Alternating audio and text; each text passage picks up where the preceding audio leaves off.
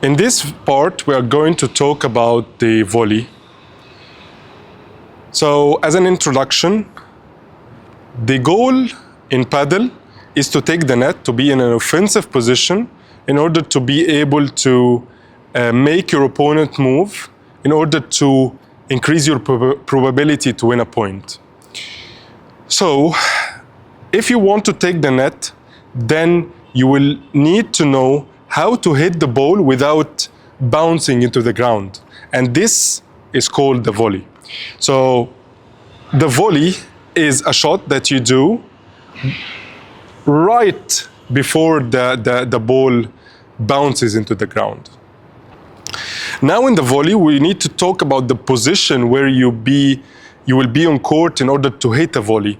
So you don't want to be very close to the net, not to be lobbed, and you will have to go back again. So you will need to be in a position where you can hit a volley, and at the same time, if the opponent lobs you, you can, get back and hit, an overhead and get back into the net position. So for that, you will need to be somewhere between the second post and the first post, but very close to the second post. So somewhere here, in line with just after the second post will be good.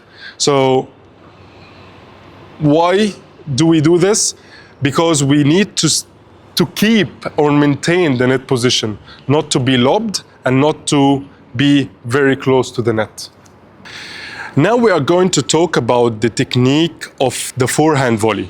So when do we hit the forehand volley? So as we say, so we take the net and we are now in a position, then we are going to take a volley.